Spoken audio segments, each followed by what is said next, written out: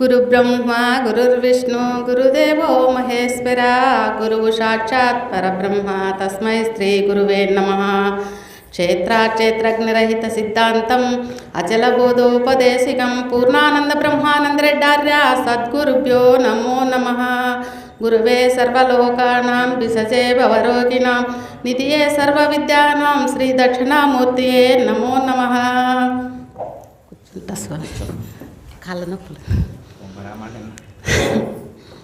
ఇప్పుడు స్వగురువులంతా ఎంతో బాగా చెప్పినారు. ఎరుకను గురించి, పరిపూర్ణాన్ని గురించి, గురువుని గురించి కొంతసేపు చెప్తాము. నేను గురువు అంటే చాలా గొప్ప వస్తువు. ఇప్పుడు ఈ హైదరాబాద్ నగరంలో ఎంతోమంది జనాలు ఉన్నారు. ఈ మానవ జన్మ శ్రేష్టమని ఎందుకు అన్నారంటే, చూడు ఇంతమందిలో కూడా మనం ఇక్కడ 200 మందో 150 మందో వచ్చాము. మనమే ఎందుకు వచ్చినాము?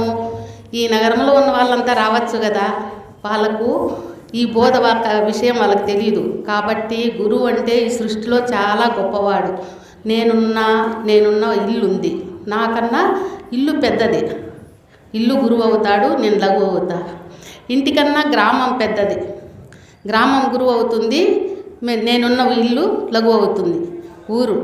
ఊరు కన్నా గ్రామం పెద్దది, ఊరు లఘువు అవుతుంది, గ్రామం గురువు అవుతుంది. గ్రామం కన్నా మండలం పెద్దది, మండలం గురువు అవుతుంది, గ్రామం లఘువు అవుతుంది.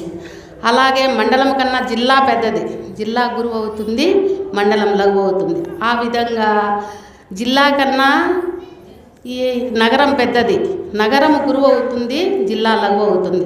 అలాగే ఈ నగరం కన్నా భూమండలం పెద్దది, భూమండలం గురువు అవుతుంది, ఈ నగరం లఘువు అవుతుంది. అలాగే భూమండలం కన్నా జలము పెద్దది, జలము గురువు అవుతుంది, భూమి లఘువు అవుతుంది. జలము కన్నా వాయువు పెద్దది, వాయువు గురువు అవుతుంది, జలము లఘువు అవుతుంది. అలాగే అగ్ని పెద్దది, అగ్ని గురువు అవుతుంది, జలము లఘువు అవుతుంది. అగ్ని కన్నా పెద్దది ఏదంటే ఆకాశము అంటారు. ఈ విషయం అగ్ని కన్నా పెద్దది ఆకాశం. కాబట్టి ఆకాశము కన్నా పెద్దదేదని ఎవరు చెప్పరు, మన సద్గురువులు తప్ప ఎవరు చెప్పరు. కాబట్టి అలాంటి సద్గురువుని చేరి మనము ఆకాశము కన్నా పెద్దది ఆత్మ అంటారు. ఈ సృష్టిలో 84 లక్షల జీవరాశుల్లో ఉన్నది ఆత్మే, ఆ గురు పరమాత్మే. గురువుకు మినహా ఏందీ లేదు. అందుకోసము మన గురువే పెద్ద గొప్ప వస్తువు. కాబట్టి అలాంటి గురువు మనం చేరాలంటే ఎట్లా తెలుసుకోవాలా?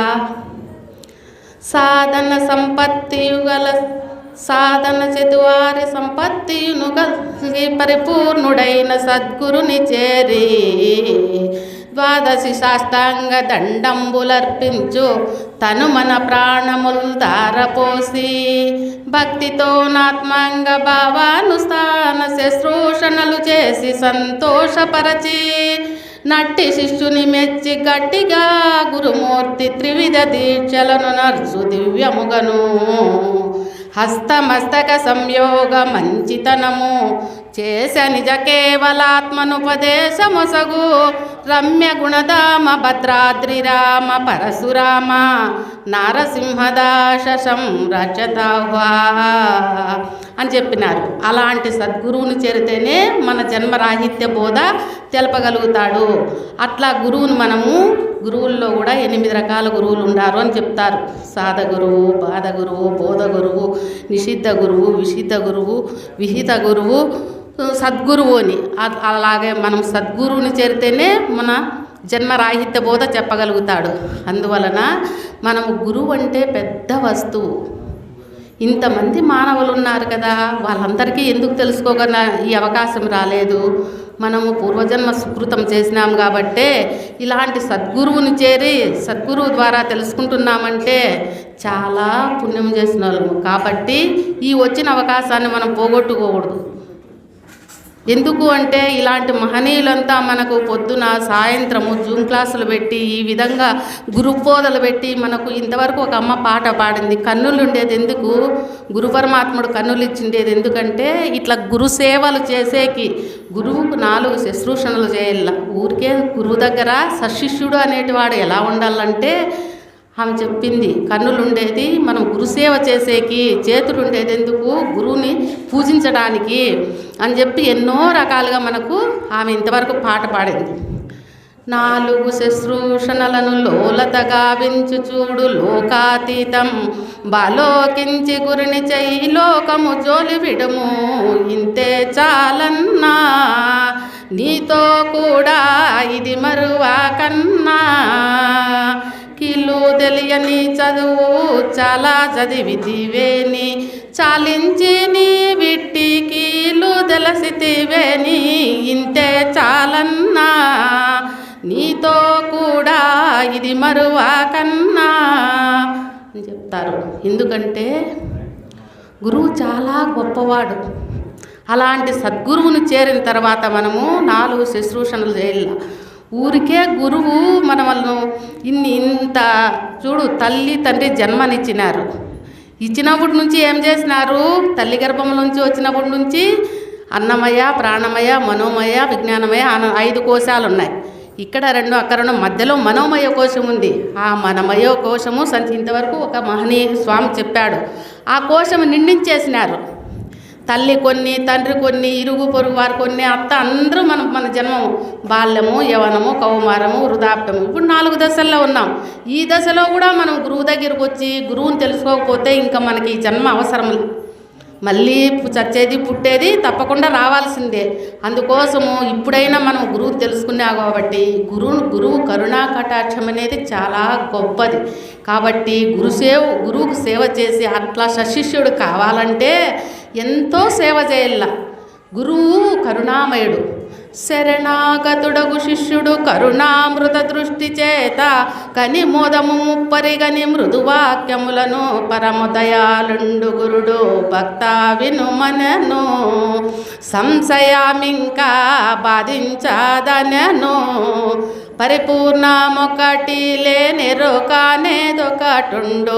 పరిపూర్ణ మెరుకాల నెరిగి నెరుకను మాను భక్త వినుమనను సంశయమింకా బాధించాదనను. అలాంటి కరుణ కలిగిన వాడు గురువు అంటే ఎంత గొప్ప వస్తువో. ఈ సృష్టిలో గురువు కన్నా గొప్ప వస్తువు ఏదీ లేదమ్మా. ఇలాంటి మహనీయులు ఉండబట్టి మనలాంటి కారణజన్ముడు అనుకోవచ్చు. గురువు అంటే మనలాగా మనిషే కదా, ఆయన కూడా మనిషే కదా అనుకోవచ్చు. గురువు కారణజన్ముడు. ఎందుకంటే ఆ శివరామ దీక్షితులే ఇలా గురువులు రూపంగా వచ్చినాడు. హరుడయ్యి తానుండి గురుడు కావాలనని నరుడయ్యి పుట్టెనే మనసా అంటాడు.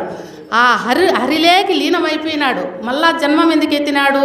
మనలాంటి వాళ్ళందరినీ ఈ కారణజన్ముడయ్యి వచ్చి ఈ విధంగా మన జన్మ రాహిత్య బోధ తెలుపుతున్నాడు. కాబట్టి ఇలాంటి సద్గురువుల సేవ మనకు దొరికింది కాబట్టి ఈ అవకాశం పోగొట్టుకోకూడదు. ఎప్పుడు కూడా నిరంతరము కన్ను మూసినా కన్ను తెరిసినా ఎప్పుడు కూడా గురుధ్యానమే, గురువు చెప్పిన మాటలే, గురువు చెప్పిన శ్రవణము చేయల్లా, మననము చేయల్లా, ఎంతో దీక్ష ఉండల్లా. అలాంటి వాళ్ళకే ఈ బోధ పడుతుంది. చెప్పాలన్నా చెప్పలేము, చెప్పుదామని ఊహ ఉన్నా కూడా ఇక్కడికి స్టేజ్ మీదకి వచ్చాలకే అందరినీ చూసాలకి చెప్పగలగలేము మనం. అలా ఎందుకైతుందంటే మన మనసు అనేది స్థిమితంగా ఉండాల. గురువు బోధ చెప్పేటప్పుడు గురువు చెప్తాడు చెవున ఇల్లు కట్టుకోని. గురువు చెప్పే మాటలు చెవున ఇల్లు కట్టుకుంటే శ్రవణము చేయడం అన్నమాట. ఎక్కడే కానీ మనసు, బుద్ధి, చిత్తం, అహంకారం పోనీయకూడదు. గురు ధ్యానంలోనే, గురు పూజలోనే, గురు స్మరణలోనే ఎప్పుడైతే మనం నిమగ్నమైపోతామో అప్పుడు గురుబోధ పడుతుందమ్మా. అంత గొప్ప వస్తువు గురువు అంటే తక్కువైన వస్తువు కాదు. కాబట్టి ఇలాంటి మనము ఈ సంసార సాగరంలో ఉండి గురువు చెప్పిన మాట మర్చిపోకూడదు, గురువు చెప్పిన విద్య మర్చిపోకూడదు. కాబట్టి జలజపత్రమునందు సలలినంటయునట్లు నద్దమందున రూపమంటనట్లు బురదయా కుమ్మరి పురుగునంటని ఎట్లు నా జంబు జిహ్వయందంటనట్లు భువి చింతపండుపై బొబ్బరంటని ఎట్లు బహుచల్లలో వెన్న కలియనట్లు చిత్రబానుండును చీకటంటని అట్లు ఆకాశమును వాయువంటనట్లు బ్రహ్మవేత్తల మాయ ప్రపంచమందు నకిల వ్యవహారములు చేయునంటరదిప రమ్య గుణధామ భద్రాద్రి రామ పరశురామ నరసింహదాశ సంరక్షతావా. స్వామి చాలాసేపు అవుతుందేమో. దీనికి 8 ఉపమానాలు చెప్పినాడు గురువు. 8 ఉపమానాలు చెప్పినాడు. కాబట్టి ఆకాశంలో పుష్పముల కాదు, ఇంతవరకు గురువులంతా చెప్పినారు, చెప్పిన విషయాలే నేను చెప్తున్నా. ఈడేం కొత్తవేమి లేవు. తాడును చూసి పామని భ్రమించవద్దు, ఎండమావుల్లో నీళ్ళలో లేవు, ఇలాంటిదమ్మ మన ఎరుకంటే అని ఇవన్నీ చెప్పినారు. కాబట్టి నాకు ఇచ్చిన అవకాశము పెద్దలందరికీ ద్వాదశి నమస్కారాలు. ఏమన్నా తప్పొప్పులు ఉంటే క్షమించండి. జై గురుదేవ. పూర్ణానంద బ్రహ్మానంద డార్యులకు జై.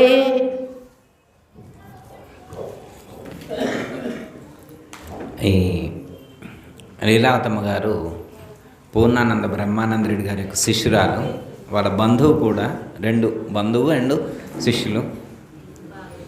మరి వారి గురువుగారి దగ్గర వారు విన్న దాంట్లో వారికి గుర్తున్నది, వారి అనుభవాన్ని మరి వారు సూచించారు. చాలా సంతోషం. ఇద్దరికీ జయ గురు. మరిన్ని ఆధ్యాత్మిక రహస్యాల కోసం అచల బోధ, ఆత్మబోధ, భగవద్గీత, అలాగే పండుగల్లో దాగిన అర్థాలు, అంతరార్థాల కోసం మరియు యోగము, ధ్యానము మొదలైన అనేక ఆధ్యాత్మిక తెలుగు ప్రవచనాల కోసం క్రింద ఉన్నటువంటి రెడ్ కలర్ సబ్స్క్రైబ్ బటన్ను క్లిక్ చేయండి. అలాగే ప్రక్కనే ఉన్నటువంటి గంట సింబల్ను నొక్కండి. అలాగే ఈ వీడియో మీకు నచ్చినట్లయితే లైక్ చేయండి మరియు షేర్ చేయండి. జై గురు.